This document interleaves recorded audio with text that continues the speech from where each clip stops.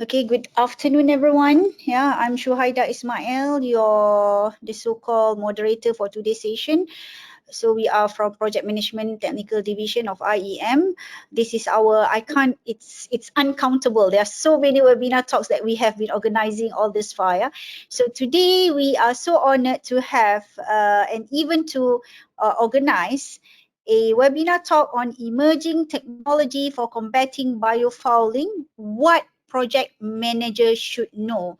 Okay, at the current moment, we have 42 attendees, okay, coming in.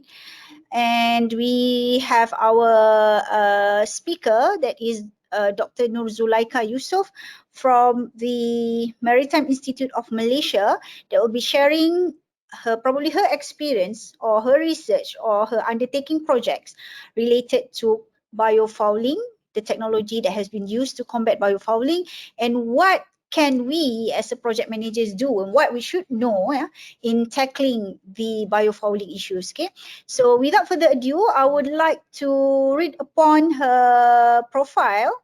Okay, Dr. Nuruzulaika Yusof. Yeah, before that, how are you, Dr. Nuruzulaika? Alhamdulillah. Thank you so much Okay, very for good, very inviting. good. Is this the first time you come and give your sharing with us, Project Management Technical Division? Yes. How about IEM? Have you been invited before? No.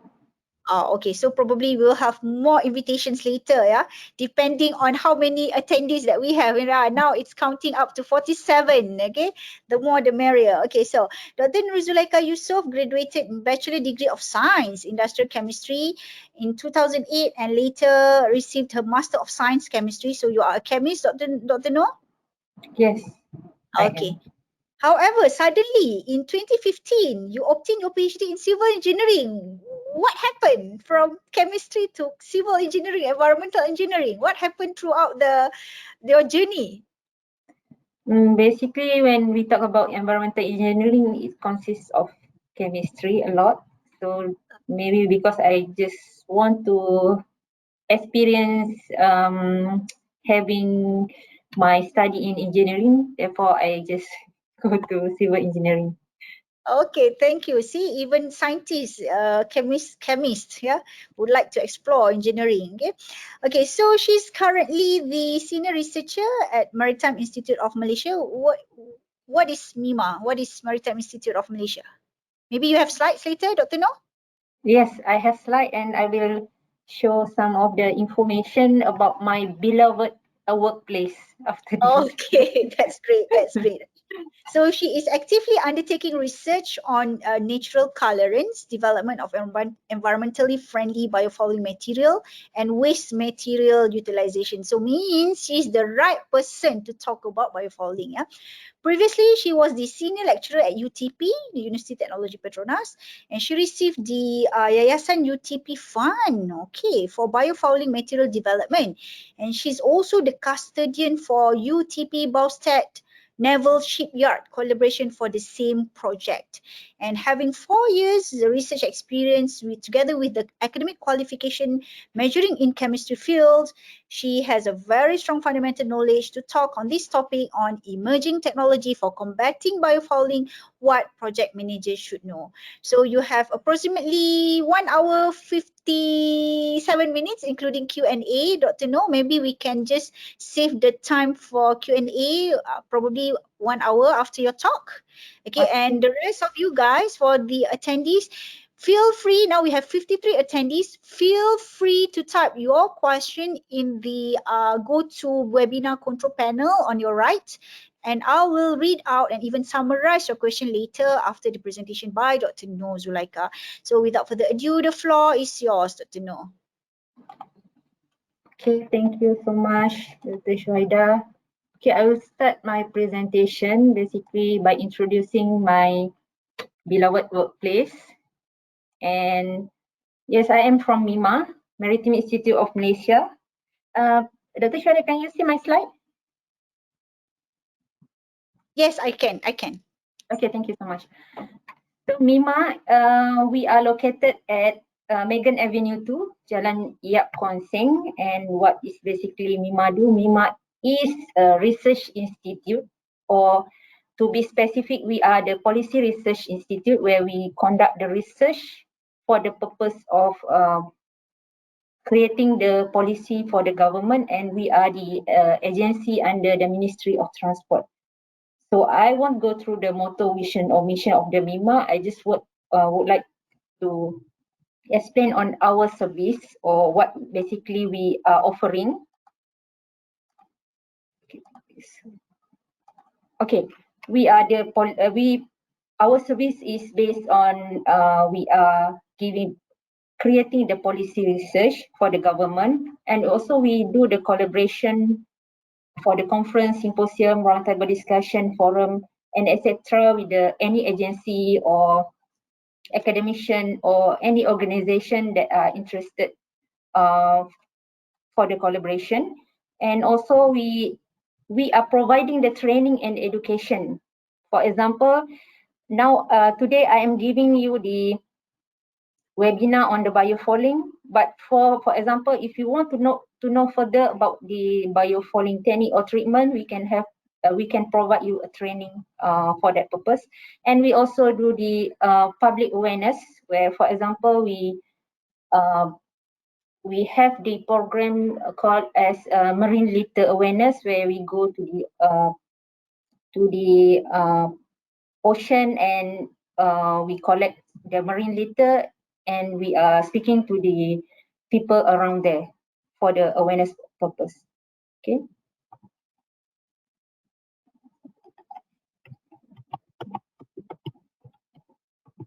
So I think the slide is hanging. Okay. So in MIMA, we basically have 5 centers. Okay, 5 centers. The first one is Center for the Maritime Security and Diplomacy, MSD, where in this center is very crucial for both security and economic development. For example, we have the conflict of the South China Sea, for example. So this center will cater that issue. Okay, and the second one, slide ni hanging, doktor. Tak gerak. Okay, and also we have the Center for Ocean Law and Policy, where the center is basically specifically for the drafting of the policy and also the law. So if, for example, we already conducted the research and we want to form the policy or law, this center will help us on the drafting.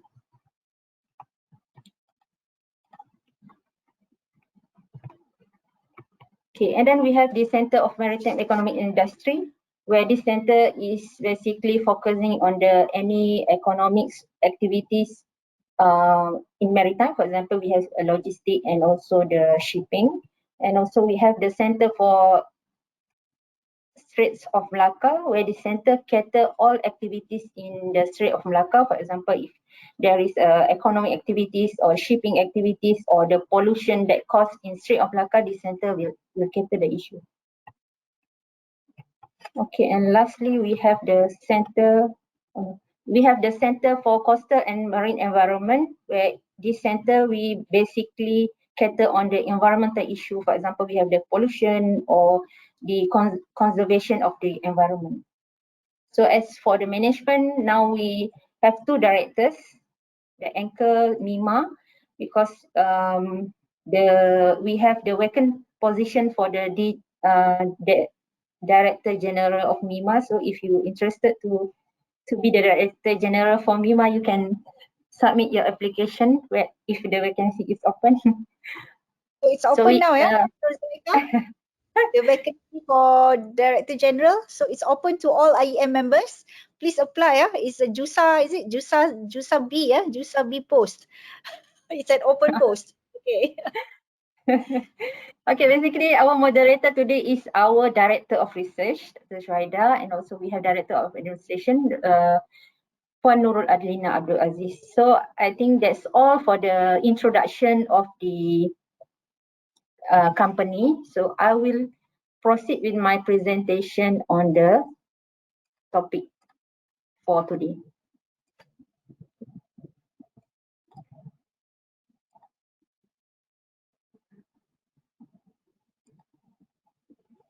Okay, as we all know, today I will presenting the presentation on the emerging technology for combating biofouling, what the project manager should know. I am Dr. Nazula Sayuso from MIMA, as was introduced by Dr. Shuhaida. Okay, as for the presentation outline, I will go through some introduction, the issues relating to biofouling, the treatment technology, the best practice, and also I will conclude the presentation. So let's start with the introduction.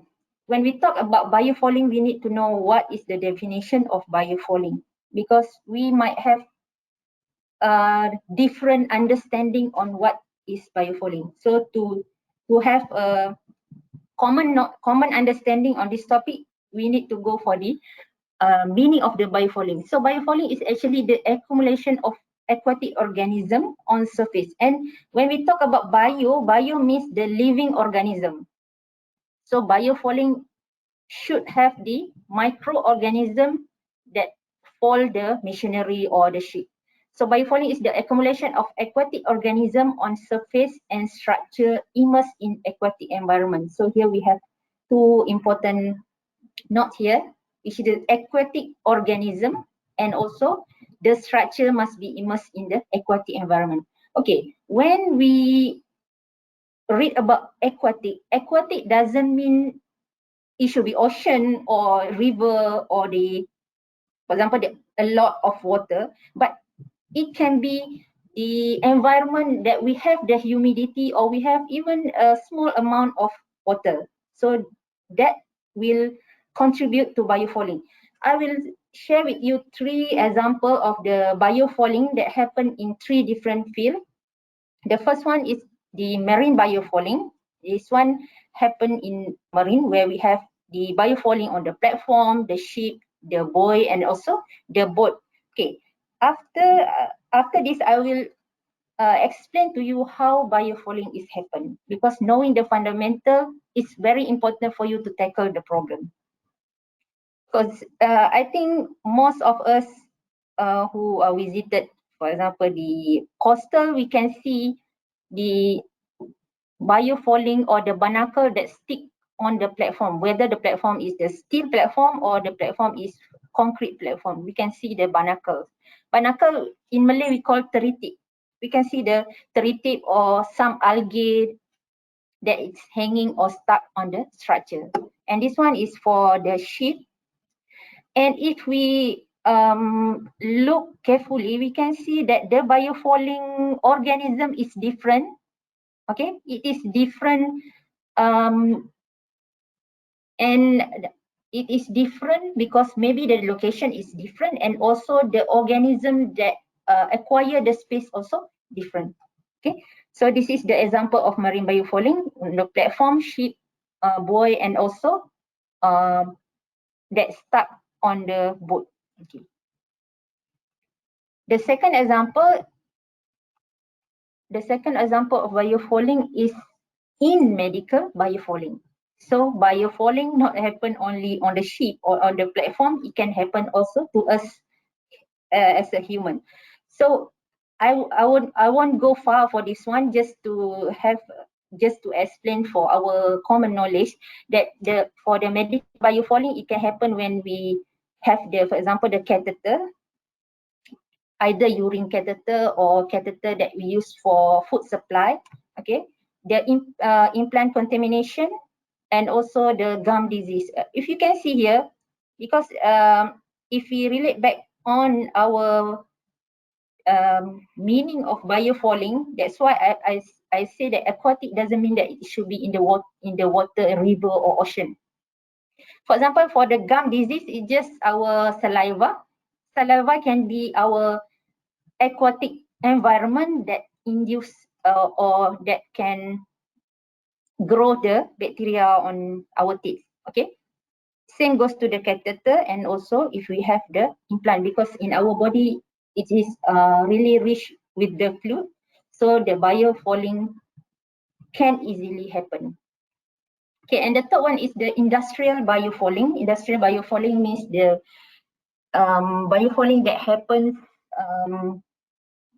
outside from the marine that I showed to you. For example, in cooling water system, normally they suck the water from the marine to cool the system, or to have the boiler. The water is used for boiling. So also can have the biofouling effect. You can see here, just like the algae or the impurities that we have in the piping. Okay, this is an example for the heat exchanger. You can see the brown color. Okay, the gold color here is the biofouling. Same goes to the membrane, the pump, and also the pipe.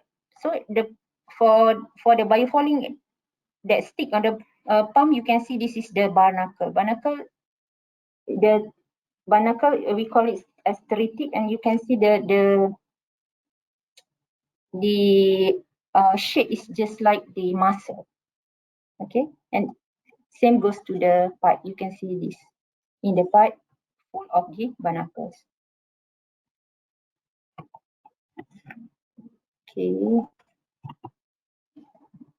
Okay.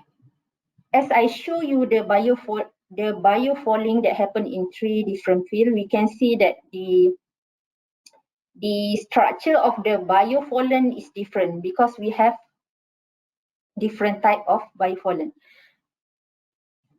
Okay, this is the biofouling that we have, and please bear in mind that biofouling happen gradually, meaning to say that it had the barnacle doesn't come and stick to the structure by itself. No, because it is a gradual process. The biofouling will start with the attachment of the conditioning of biofilm. Biofilm means that the liquid that being secreted by the bacteria. Or biofilm conditioning also can be the protein in the ocean environment, in the aquatic environment, that stick on the surface. So basically, this protein will be the food for the bacteria. Therefore, the bacteria will come eat this protein on the structure, and the bacteria will growing by providing the biofilm. Basically, biofilm is the secondary metabolite of the bacteria. So after the bacteria is coming, then the other biofouling, which is more larger in size, will come and eat the bacteria. It's basically just like the food chain. So they are coming to the surface to get their own food. And as for bacteria, basically they come to the surface because they want to have some attachment. If not, they will floating in the water. Okay. So this is the type of biofouling. We have the bacteria, we have the soft fouler, for example, the sponges, tunicates, the anemones, tube-worm, bryozoan, and also muscle. If we can see here, okay, basically the size of the biofouling is increasing, right? From the right to the left, it is increasing from 100 nanometer, 1 micrometer to 1 centimeter. And please bear in mind that the biofouling is happen because of the starting biofouling, which is the bacteria. This is how powerful the bacteria is. Okay, this is what I briefly explained before. This is the biofouling development. We can see that on the surface, in the water, just imagine we are in the water.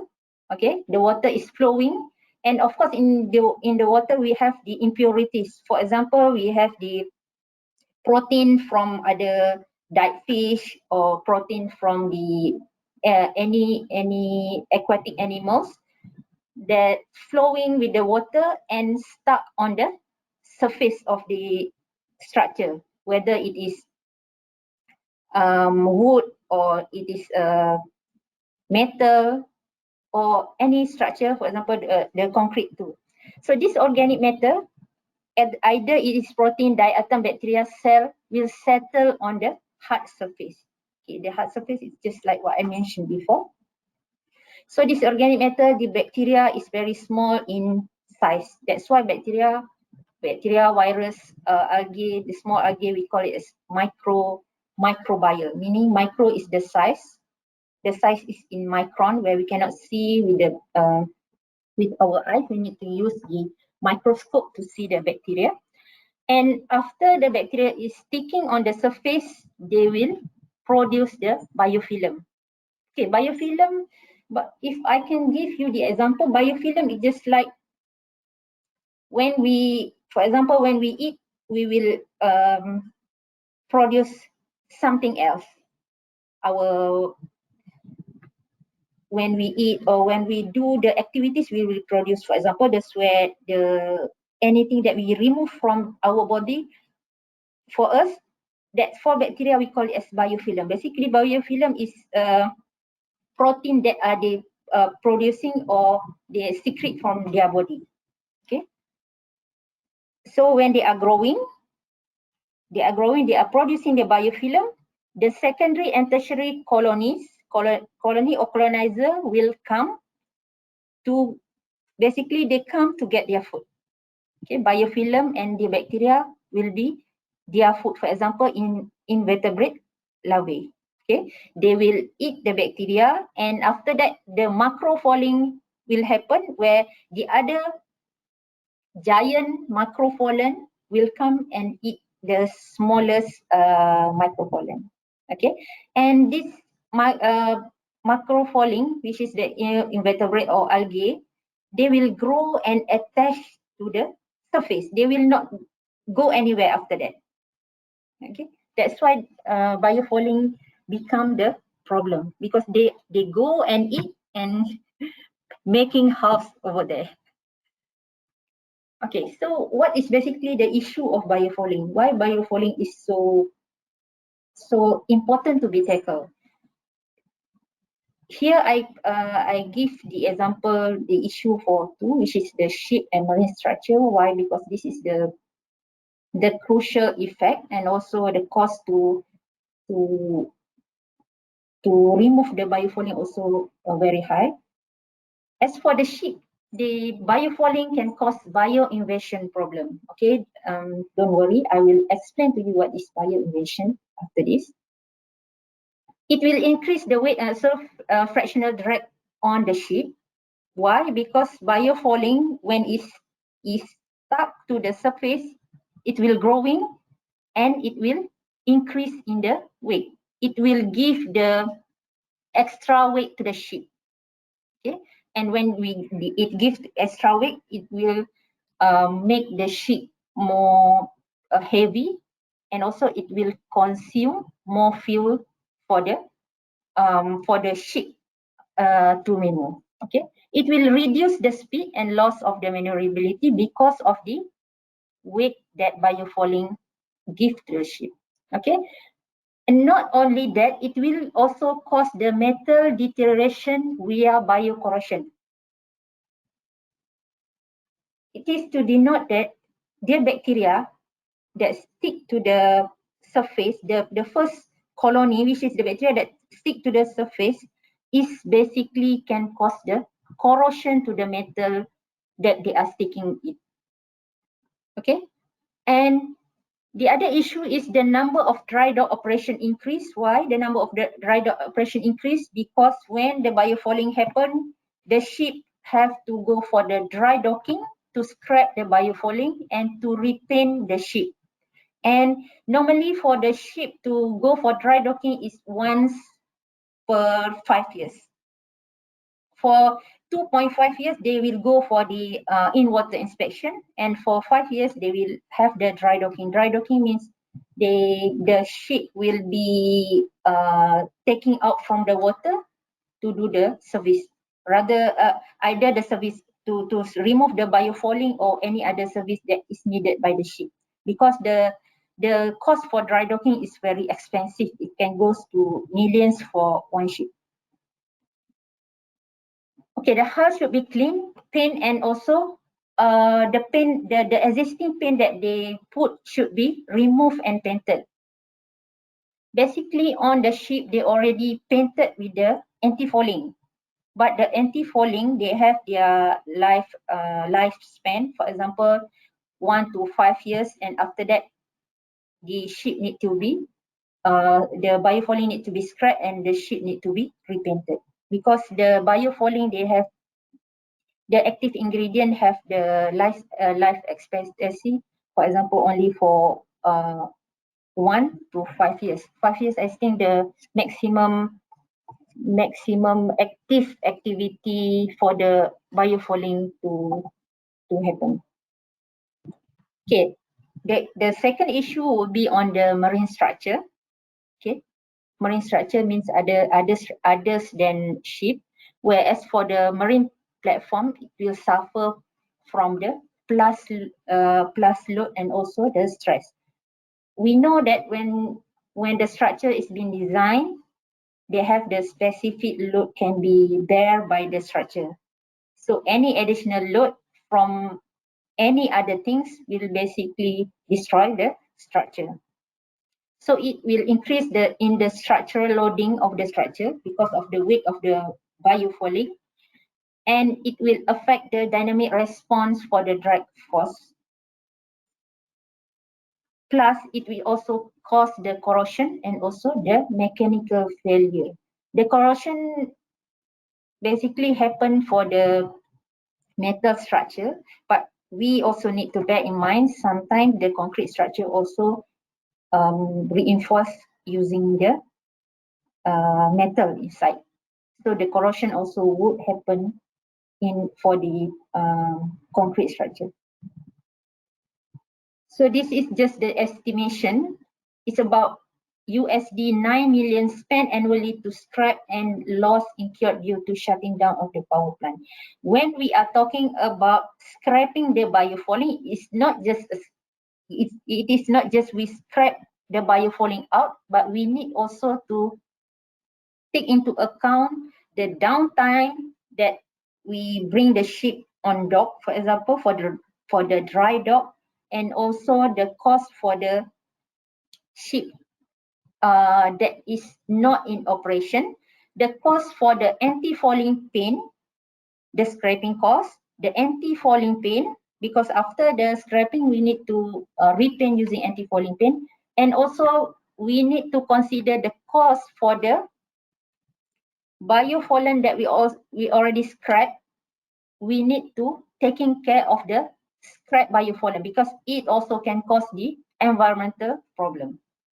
That's why the cost for biofouling is very huge. Okay, from the previous slide, I talked about bioinvasion basically, but what is bioinvasion? Okay, bioinvasion is the introduction of the non-native species. This non-native species is basically harmful to the marine environment. Why? Because sometimes they will breed very fast and also they will eat the native species in the water. I give you the example of this ikan baung eko merah. Okay, this is the real case in Sungai Pahang. The introduction of this fish basically already uncontrolled, and it eat all the native species in the Sungai Pahang. Okay, this species basically come from Vietnam. This ikan baung eko merah. So what I'm trying to show is what is basically bioinvasion and how it is very affecting us in so many aspects. Like it can be on economics, it can be on environment. So the example of the fish is not related to the ship, but this is just to give you the view on what is bioinvasion. Especially basically for the ship, it's just like the small creature, like the picture in the left side. Okay, we have here, for example, the solitary tunis oyster. This is the bioinvasive species, where how bioinvasion happen. Basically, when the ship is traveling in the ocean, it can travel from one places to another places, and the species that got created from one place to another place is basically different.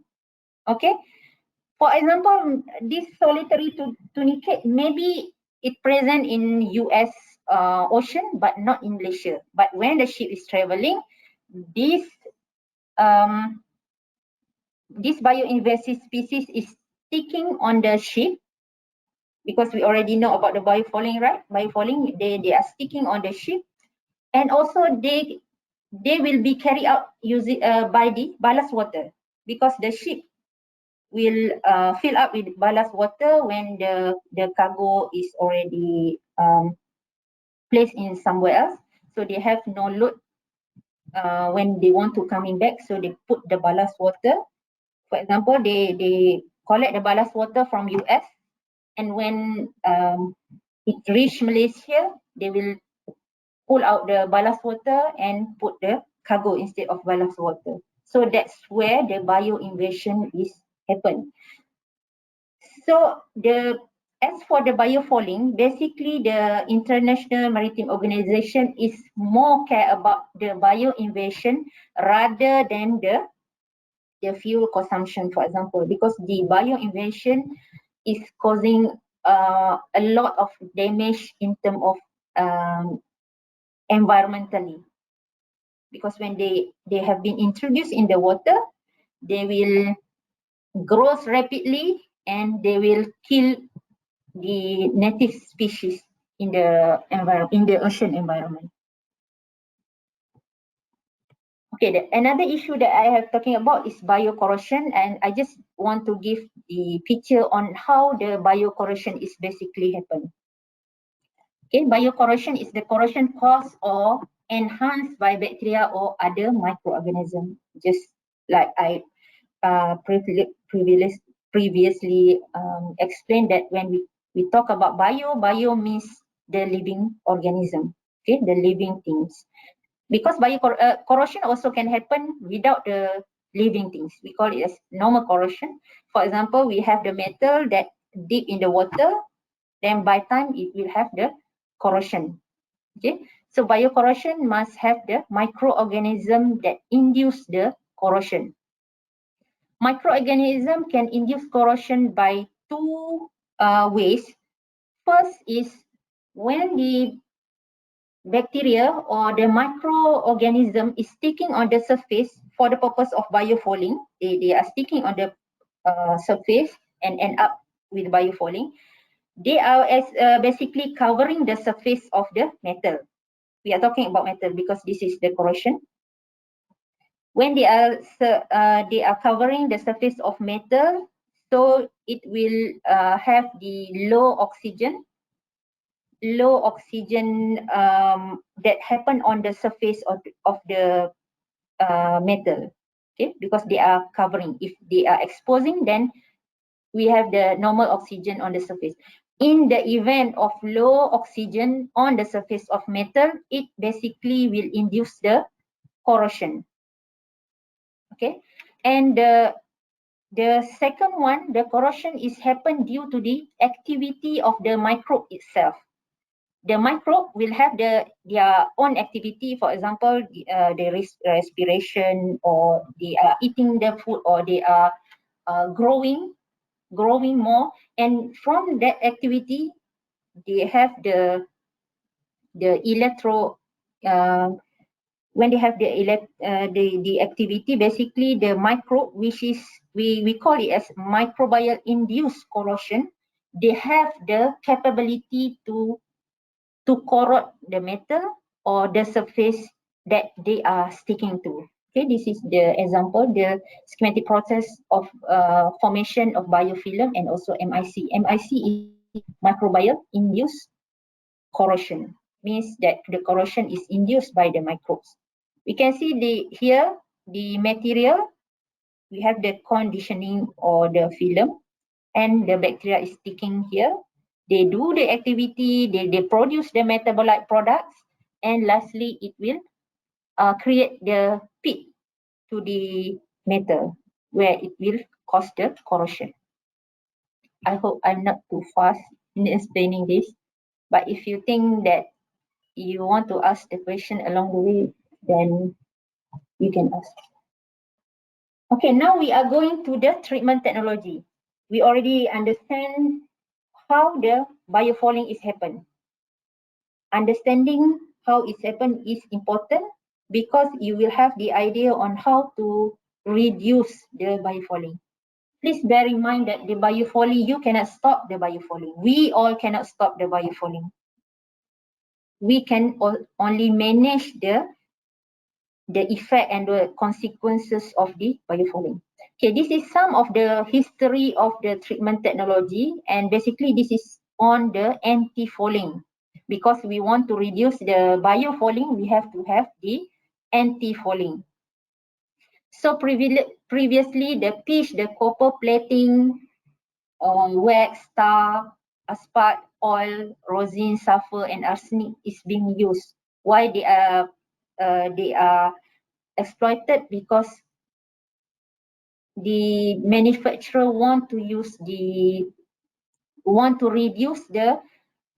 microbial attachment on the surface. Okay. As for the biofouling, when you can stop the microbial attachment on the surface, the biofouling will not happen. But to stop that, it is almost impossible. Okay, and we can see from the history that it is moving to the copper sheeting, heavy metal base coating. And why they are using copper and heavy metal? Because copper and heavy metal normally it has antimicrobial effect, where they can inhibit or they can kill the microorganism. In 2003 to 2011, they used the organotin copper self-polishing coating with the biocide. So biocide is basically the active ingredient that kill the microbes. Okay, but as for the technology, they will have their own drawbacks. Okay, so what is the issue with the existing anti-fouling paint that I have explained? The first and the very familiar and popular anti-fouling paint is basically the tributyltin, or we call it, the short form is TBT, tributylene oxide or tributyltin. This TBT is very efficient, and we can say it is what we call it, gold weapon to combat the biofouling. Okay, it has been used since 1960, but it has been banned in September 2008. Okay, it is very efficient. It's able to continue. Efficient means that when we paint with the TBT, the rate for the biofouling, the growth rate for the biofouling is reduced. Meaning to say that from 1 year to 3 year to the 5th year, the accumulation of biofouling is very low. Okay, the biofouling is still happen, but we just want to reduce the occurrence so that the operation can be longer. For example, in 2.5 years, we need to go for in-water inspection, and for the 5 years, we need to go for dry docking. But maybe by using the TBT, even we can go beyond 5 years to go for the dry docking. Dry docking is very expensive, therefore normally ship trying to delay the dry docking process. Okay. The issue with TBT is it will leach out and severely damage the marine breakage and also the freshwater environment. And another fun story about TBT is basically why they are banning the TBT, because they found out that the farmer that growing mussel near to the ocean, maybe that they do the activity of scraping or painting of using the TBT, the mussel become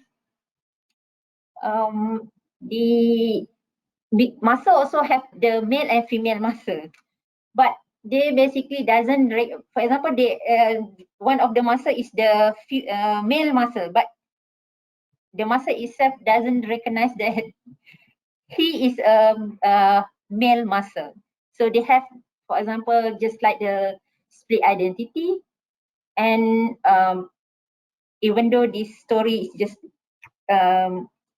sound funny, but it caused a very huge economic loss to the farmers that growing the mussel. Okay, so it has been banned by the Maritime Organization in 2008. Same goes to the organotin biocide, where they use copper and the derivative of copper. Why? Because it is highly toxic to the aquatic organism. Okay, this anti-fouling become problem when they are basically attacking the species or organism that not supposed to be. Okay, they should be attacking the microbes that cause biofouling, but then they are also being toxic to the fish, for example, to the any other marine species. But we cannot deny that it is very highly effective as an anti-fouling agent because it can deter the growth of the marine organism. Okay, and same goes to the organic additive. For example, we have the agarol. Basically, we can conclude that from this slide that I show, normally the active ingredient is the heavy metal. We can see the copper, zinc, lead. It is a heavy metal which is very toxic, not only to the marine environment but also to the human. Okay, the toxicity of anti-fouling, basically it's already well versed documented in the journal and in any publication. Okay, this is just to show you the publication on the toxicity of the anti-fouling. Okay, as for the anti-fouling strategy, okay, previously I'm talking about biofouling, then I'm talking about anti-fouling. Okay, what is the relationship? Basically, the anti-fouling paint or anti-fouling coating is being coated or paint on the structure. Either it is a sheet or any metal structure to reduce the growth rate of the biofouling. But please bear in mind that the biofouling is still happen. Okay, they just reduce, and maybe if they kill, they just kill the some of the biofouling, but not all of them. Because after the anti-fouling strategy, we still to have another treatment or another things that we need to do as for the biofouling. Okay, as for the anti-fouling strategy, we have the anti-fouling. When we talk about anti-fouling, it's either the paint, the coating, or any other technology that they use to reduce the attachment of the microbes on the surface. Okay, why? Because the attachment of the microbe on the surface is the first steps towards the biofouling.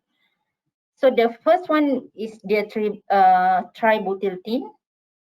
We also have the natural anti-fouling compound, where for this one, people are using, for example, the enzyme, the active ingredient of the marine algae, or any other active ingredient that can kill the bacteria. Okay, so this is basically the strategy how to kill the bacteria or how to avoid the bacteria sticking on the structure.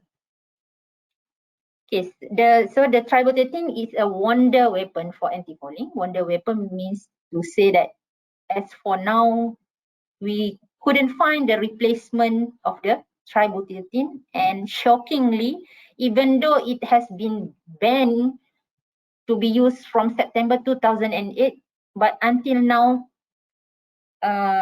it is still been using. Okay, it caused an acceptable economic and environmental damage. And as for the natural anti-fouling compound, it is of course environmental friendly, but the disadvantage lies is that they are scarcely available, and also they can kill only a small spectrum of the microbes.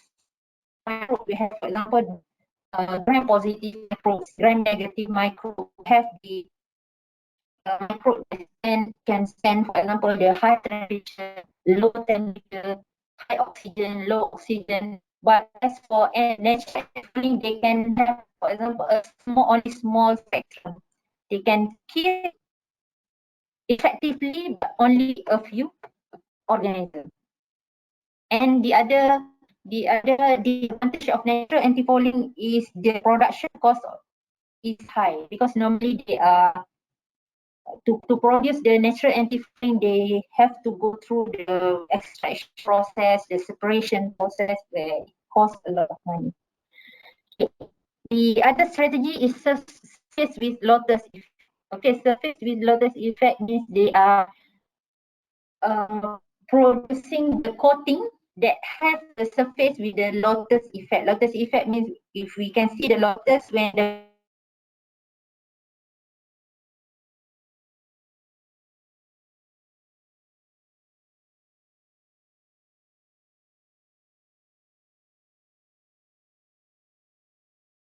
the water is dropping on the lotus, then the water will not stick to the lotus. That's environmental friendly. It can't attach the face because of the lotus effect, but the lotus effect is basically only effective when it is not immersed in the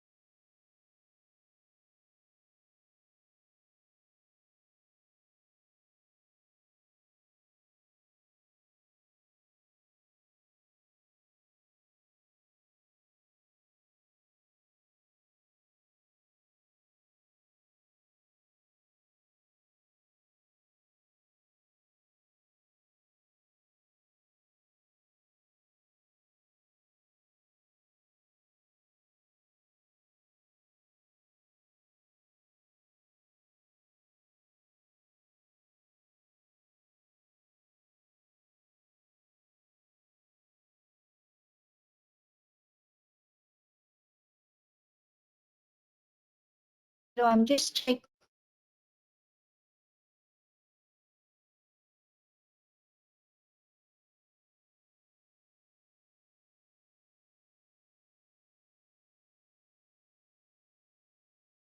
Hello, I'm just checking.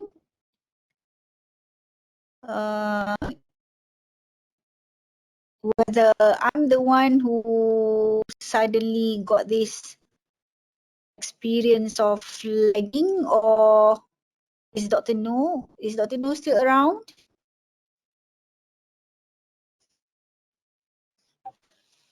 Hello, Secretary? antifouling. Is Dr. No around? Hello? Yeah, Hello? it was glitch. It was a glitch on my side. Suddenly I lost everything. Or probably, yeah, you can just proceed, Dr. No. I'm so sorry about that. Huh? What happened? Can you say Hello, that? Hello? hello. It's like You see that Robocop light? situation here. Robocop? Putus, yeah. Yeah, cannot hear the speaker. We can't hear you, Yes, Dr. No. can you hear me now? Maybe you can, yeah, maybe we can stop sharing the webcam. Stop the Stop webcam. sharing the webcam. Okay.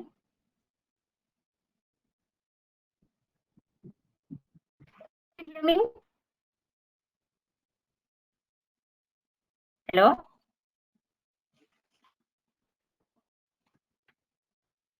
Okay, I will proceed to my presentation.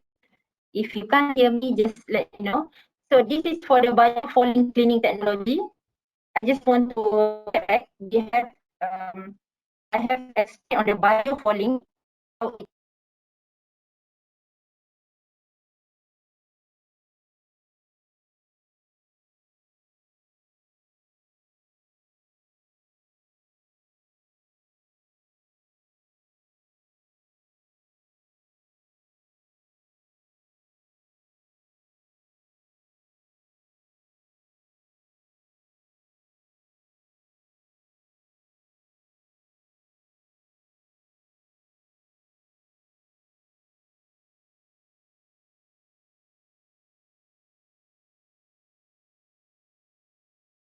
of the biofouling.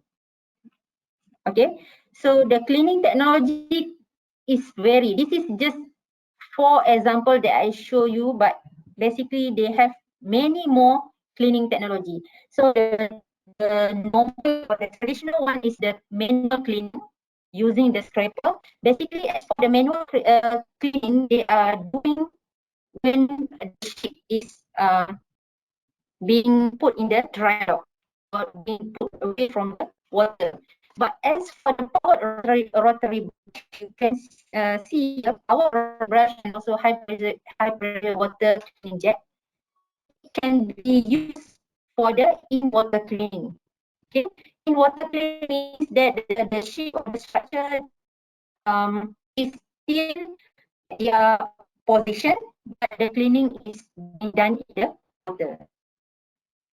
And as for high pressure water cleaning jet, it can be used for the in water and also on dry dock. High pressure water cleaning, they have the substitute of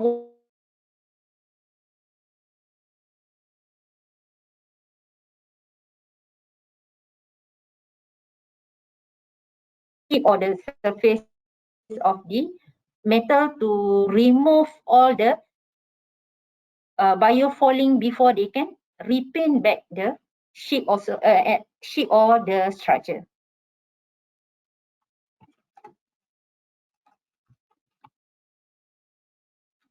Okay, now I would like to explain on the factors that influence the biofouling. Okay, even though in this presentation I am talking more about the ship, but basically the principle is the same if for the other application. For example, for the metal structure or any other things aside from the ship. It is just the same thing or the same strategy that we can do.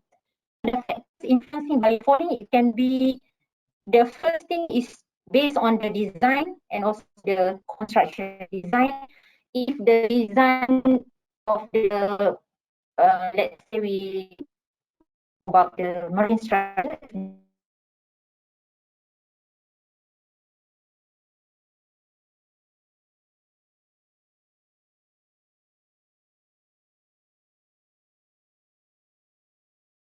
more easier for the cleaning process. Okay, same goes for the ship. If the surface of the ship is yeah,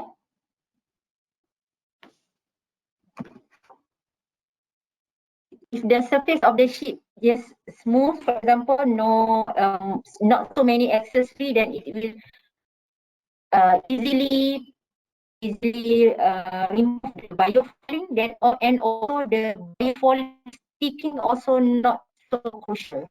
Okay, and also as for the ship, the specific operating profile, for example, the operating speed, the ocean that they go, for example, in US or in Australia or in any other countries, the different country will have different microbes, and also the temperature of the water also will determine the falling of the microbes on the ship.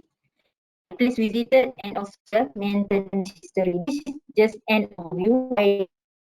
The time is very limited. I cannot go through everything, but I am surely that I give you the best practice and also the document that you can get to see how to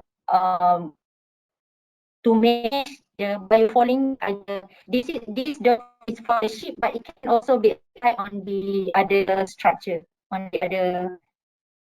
or machinery or other things that can cause biofouling. So this is the document that provided by IMO. IMO is International Marine Organization. It is the United Nations specialized agency that is responsible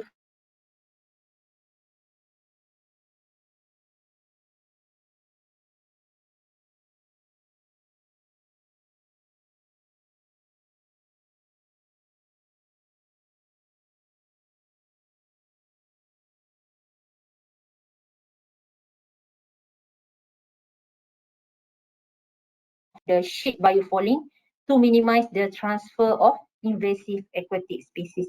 This is basically their main concern. Their main concern about biofouling is invasive aquatic species.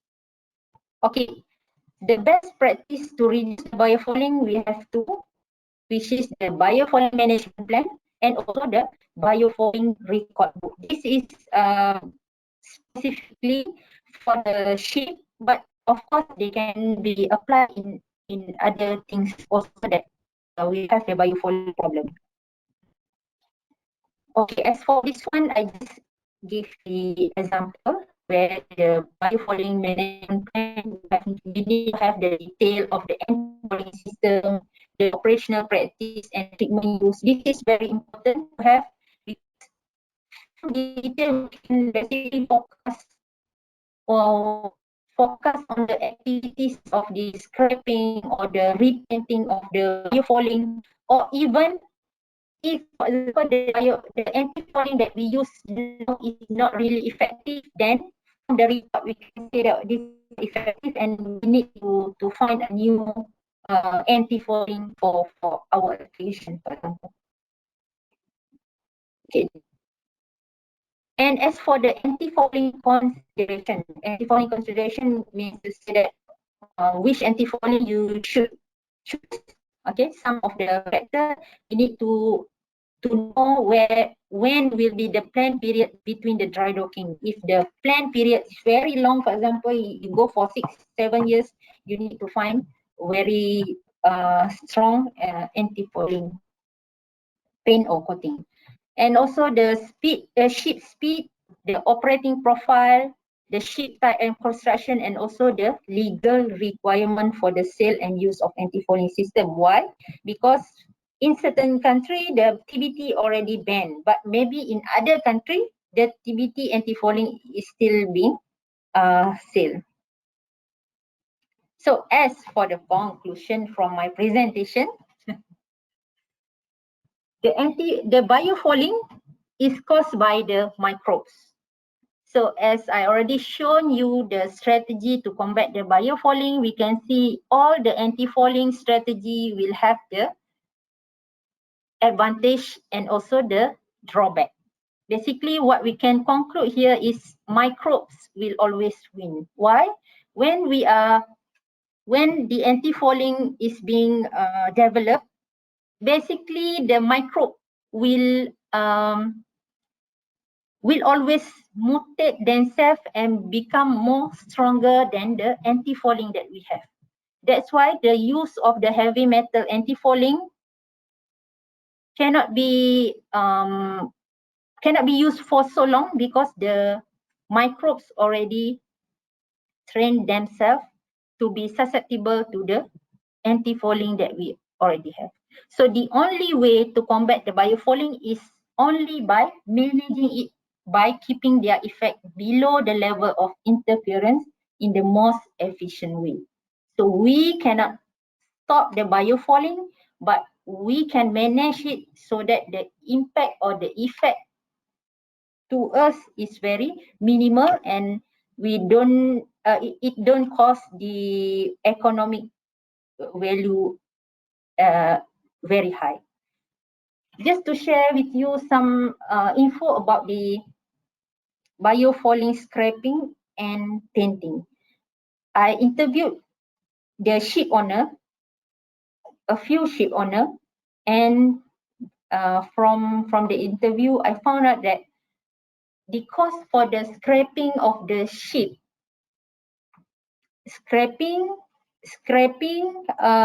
repainting of the ships can go millions. It's not 1 million, but more than that. And of course, it is depending on the size of the ship, but the cost is very huge. Even the small ship, for example, 30-meter ship, the cost for scraping is 15 to 20,000 just for the scraping, not for the painting. Because for the scraping, we remove the barnacle, but for the repainting, we have to make sure the surface is very smooth for the new painting. So I myself basically inspired microbe inspired me in various ways, and I am dealing with microbe I think more than 15 years, where I use microbe for a few application, and one of them I also producing the anti-fouling paint, but it is still in the research and development stage. Why microbe inspire me? Because the size of microbe is very small. We cannot see even with our bare eyes, but the impacts toward human is very huge. Just imagine how these small microbes that cause the biofouling, that cause us for millions to scrap out the biofouling. And the best example, another best example is the COVID-19. COVID-19 come from microbes, right? This virus is microbe because their size is micron. Even though they are smaller, but they are very impactful, either in a good ways or in bad ways. That's why I inspire very much with the microbes. Okay, thank you so much for your attention, and I think that's all for my presentation. I would like to apologize if the presentation does not meet your expectation, as the time is very crucial factor here. But if you willing to know more about the biofouling, for example, we can provide you training at MIMA for this purpose. Okay, thank you so much, and I give the floor to Dr. Shraida. Thank you, Dr. No. Thank you, Dr. No. Okay, by the way, before that, on behalf of the organizer, that is Project Management Technical Division, we're so sorry about the glitch just now. It's beyond our control. However, let's move on. Okay, let's look into the question here. I was waiting for question because this topic is totally, at least new to me. Okay, new to me as a civil engineer. Okay, because this is totally very chemistry kind of thinking. Okay, okay. So now let's look into the question. Okay, there is not much question here. It's just some remark like from Miss Ainaro. Okay, she wanted to apply for the Director of General position. Okay, and there is another question. Will the slide be given to the, are you able to share your slide, Dr. No? Probably in PDF would be fine, so that we can share with all the attendees. We have just now maximum 62 attendees online. Is that okay, Dr. No? Yes, I will share the slide. No problem. Okay, so you will get the slide from the Secretariat, IEM Secretariat later. Okay, putus-putus, yeah, even Mr. Darrington also asked about the copy of the slides. Okay, she will give it to us, yeah, Mr. Darrington. Is there any more question related to the content, or probably you want to ask about further collaboration probably, or you want Dr. No to analyze your current situation related to the topic or anything? Okay. So there's one question, Dr. No, from Ms. Ainarul Asikin. Is the ship corrosion the same with the bridge corrosion? Ship corrosion is the same with the bridge corrosion? Yes. Bridge, yeah. Jambatan. Jambatan tu berada dalam air ke kat atas? Miss Ainarul, is it being exposed directly to the water, or is just Miss Ainarul? Maybe you can further explain. Okay, let's say we put two situation. One with no exposure, and second one is with the exposure to the seawater. Okay, basically the ship and bridge corrosion can have the same, can happen in the same way, where they have two ways of corrosion that can happen. For example, we have the microbial induced corrosion, and we need to bear in mind that microbial induced corrosion can only happen in the presence of water.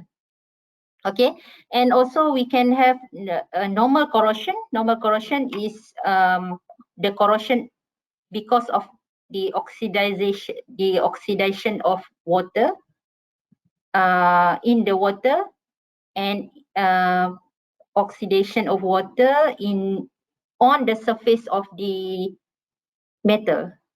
So both of them can happen to the surface of the ship and also to the surface of the bridge, because because bridge and ship is from the steel. But if you are talking about the bridge, concrete bridge, okay, concrete bridge, the corrosion is not likely to happen because the reinforced metal is inside the concrete. But the corrosion is the biofouling is still can happen. Am I answering? Yeah, I suppose you have answered the question by Miss Ainaro. Okay, the next question, Dr. Noor, it's by IR Eng Ahyu. Can biofouling be minimized by reducing the pH level in cooling water system? Okay, good question. We know that the biofouling is starting from the bacteria, okay? And every bacteria, they have their own properties. Some bacteria cannot susceptible to the low pH. Some can withstand very low pH and cannot withstand the high pH. So one of the way to reduce the biofouling through pH, yes, it can, but we need to analyze the microbial that exists in the water first. And we need to also bear in mind that the lower pH of the water basically can cause the corrosion to the pipeline or to the metal that we use. It can serve the purpose, but we also need to know whether it can corrode the equipment or the surface that we have. It can be one of the strategy, but with side effect. Okay, thank you, Dr. No, for the question. Is there any more question from the floor? Okay. Mr. Darren Tan, currently, do you got any suggested chemical coating that can directly prevent the biofouling for the bridges? Is there any suggested chemical coating? As for the bridges, we need to know whether the bridges is concrete bridges or it is metal bridges. And basically for this one, they have a lot of anti-fouling paint that can be used, and each and every anti-fouling paint, they have their own, for example, the requirement and also the properties where we need to suit with our application. So the easiest way to have the anti-fouling paint is, I think, by contacting the supplier of the anti-fouling paint. Because anti-fouling paint, one application every surface or every surface, every material will have different anti-fouling paint to be used. Why? Because we need to ensure that the anti-fouling paint that we use is very effective in not stopping, but actually reducing the rate of growth for the biofouling. Okay, thank you, Dr. No, for the answer. Even IR Eng and also Ms. Ainarul and Mr. Darren also deliver their thanks to you, Dr. No. Okay, is there any more question on the floor? I suppose there is none. Secretariat, are we okay to conclude the session? Okay, thank you so much. All the 63 attendees. Okay, from 50 then jump to 60 and now it's 63 attendees who attended this webinar talk organized by the Project Management Technical Division. We will get more speakers with more interesting subjects, not only related to engineering per se, but also something like this that can open our mind on other related areas that might impact our project manager fraternity as a whole. So without, is there anything from the secretariat? Is there any like photo taking or anything? Okay, thank you so much, Dr. Nur Zulaika, and all. Hope to see you in the next session. Okay, let's wait for the updates. And don't forget that we'll have our PROMAC Project Management Conference somewhere in September, October. I can't remember the specific date, but please attend. It's a full day conference with the CPD points granted to all attendees. Okay, so see you guys. Thank you so much, Dr. Nur Zulaika. Yes? That's true. I just wanted to say that if, for example, the attendees have any question after this, for example, you have the question suddenly after this, you can just email me the question, or if you need anything about the biofouling knowledge, then we can still sharing the knowledge after this webinar. Okay, so don't forget to jot down your email and mobile number, yeah, Dr. Noor, in your slides before you share with the secretariat. Okay, thank you so much, everyone. Have a great day. Hope to see you in the next Project Management Technical Division webinar. Thank you, everyone. Assalamualaikum warahmatullahi wabarakatuh, and very good afternoon. Okay, bye. Bye.